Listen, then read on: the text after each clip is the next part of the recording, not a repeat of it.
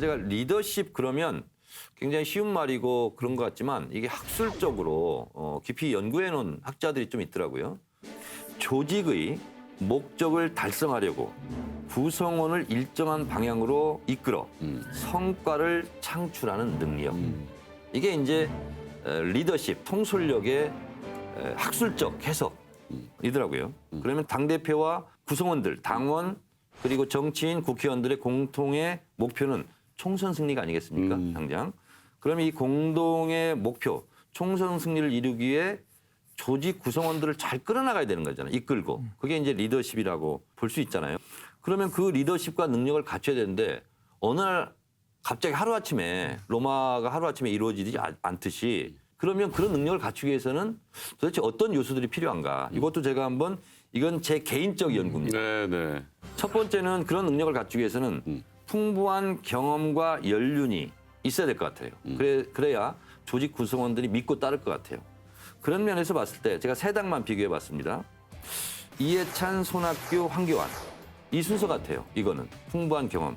아무래도 이해찬 대표가 제일 연륜과 경험이 많죠.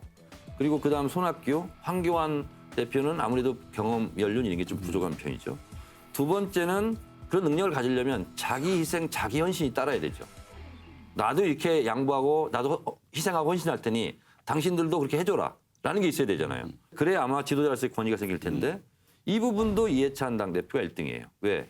나는 이번 총선 깨끗이 치르고 승리하고 물러나겠다. 그리고 불출마하겠다. 그러면 자기 희생과 자기 헌신도 이해찬 당대표가 1등이에요. 그리고 손학규, 황교안은 지금 없죠, 사실은. 총선 불출마나 대선 불출마 이런 얘기 한 바 없고. 세 번째는 공천의 공정함. 그래서 공천 잡음을 최소화시키는 것. 이것이 리더십인 것 같아요. 그리고 구태와의 결별, 개혁, 혁신. 다섯 번째는 비전 제시. 국민의 입맛에 맞는 눈을 사로잡을 수 있는 정책을 제시하느냐. 누가 참신한 인재를 영입하느냐. 세 번째, 네 번째, 다섯 번째는 물음표죠, 지금. 어떤 당대표가 이것을 잘할지. 그것은 앞으로 벌어질 일이니까 이건 제가 등수를 매기지는 않았어요. 그래서 이러한 부분들을 잘 하는 것이 당대표로서의 통솔력, 리더십, 권위도 생길 것이고 총선 승리도 이뤄오는 것이 아니겠느냐 이런 생각을 해봤습니다. 네. 제가 조금 덧붙이자면 조금 생각이 좀 다를 수는 있습니다. 여당 당대표의 리더십과 또 야당 당대표의 리더십은 좀 다를 수도 있다. 네. 예를 들면 여당 당대표가 여러 가지 본인의 어떤 그런 경험을 자산으로 해가지고 공천할 수 있습니다. 하지만은 야당의 당대표는 오히려 정치권에서 오랜 그 경험보다는 참신성과 개혁성을 가지고 공천 물갈이를 제대로 할 때 오히려 국민들이 박수치지 않을까 이런 생각을 합니다. 그런 면에서 황교안 대표는 정치권에서의 경험은 미천합니다. 솔직히 네네. 말씀드리면 네네. 1년도 안 됐어요. 그럼에도 불구하고 일반 국민의 눈높이, 정서에 맞는 공천 물갈이, 공천 개혁이죠. 네.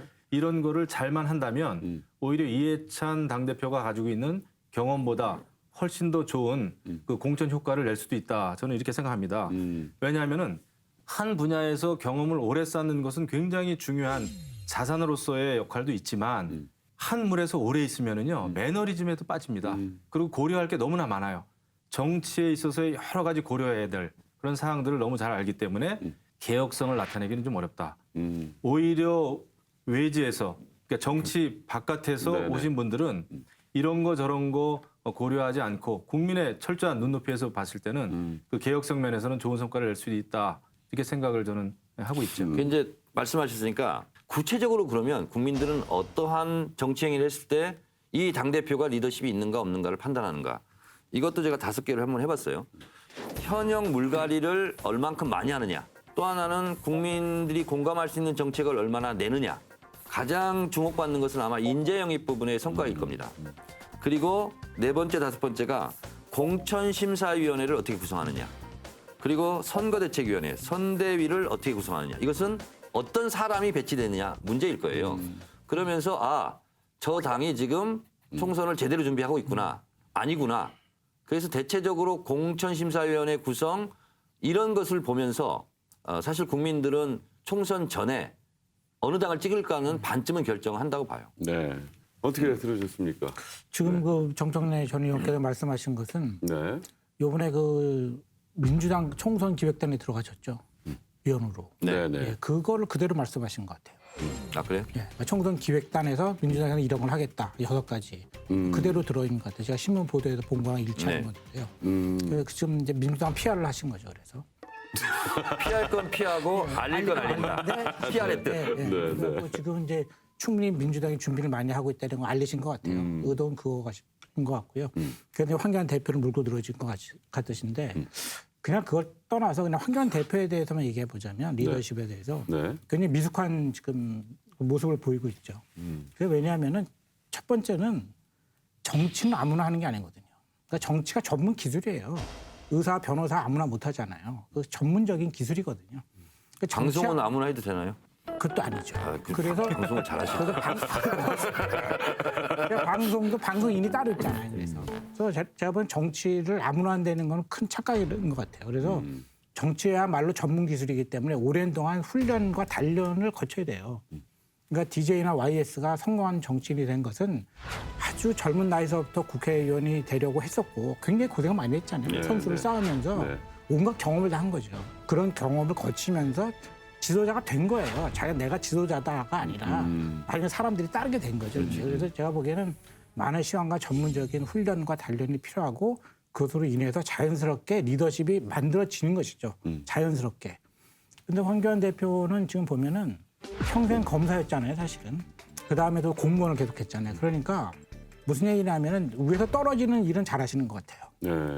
위에서 명령이 떨어지면 잘하시는 것 같은데 정치라는 거는 특히 대표는 명령을 내리는 입장이거든요.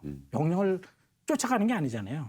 그러니까 이제 당대표가 되면 어떤 거냐면 들판에서 어느 쪽으로 가면 먹이가 있다 이렇게 가리키는 게 당대표거든요. 방향을 정하는 것이. 근데 제가 보기엔 그 작업에는 매우 익숙하지 않은 것 같아요. 그러니까 여기가 방향이다 그러면 열심히 쫓아가는 역할은 잘하시는데 여기다 이런 건 못 하신 것 같아요. 왜? 경험이 없으시니까. 그래서 이번에 보면요. 그 미천한 경험이다 이런 것이 여실히 드러나고 있어요 지금. 그 두 번째는 또 뭐가 있냐면은 그 제가 보기에는 정치에 적합하지 않다고 저는 느끼는데 요즘에 일단 이런 것 같아요. 이번에도 이제 보도 대통합을 하겠다 그러면요 발표부터 하시잖아요.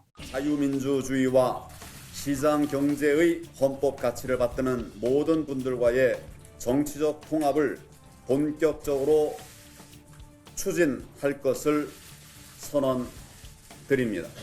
우리 유승민 대표와도 직간접적인 그런 소통을 해왔고 협의를 해왔다는 점을 말씀드립니다. 협의 기구는 제가 지금 제안을 하는 것입니다. 그 구체적인 것은 앞으로 논의 과정을 통해서 열매를 맺어갈 수 있도록 그렇게 노력하겠습니다. 발표부터 하시잖아요. 그게 공무원 스타일이에요. 일단 공무원은 발표를 해놓으면요. 뒤에 이제 법이 있으니까 그걸 우리가 집행할 수 있다 이렇게 되는데요. 정당은 그런 곳이 아니에요. 정당은 예를 들어서 유승민 의원이랑 이제 통합을 하고 싶다면요. 네. 발표하기 굉장히 오래전부터 만나왔어야 되는 거예요.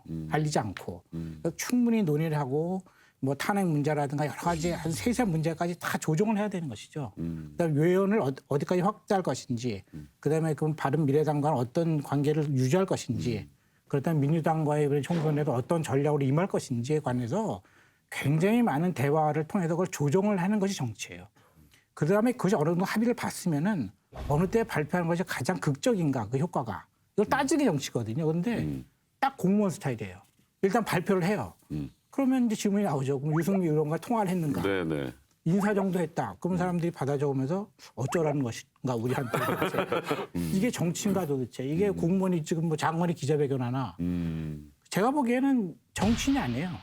여전히 공무원이거든요. 그래서 제가 보기에는 전문적인 훈련이나 이런 것이 절대 부족하고 그다음에 마인드는 공무원 마인드에서 벗어나지 못하고 있기 때문에 당대표는커녕 정치인으로서도 아직은 입문도 못한 단계다. 저는 이렇게 봅니다. 그러면 네. 수능식으로 표현하면 네.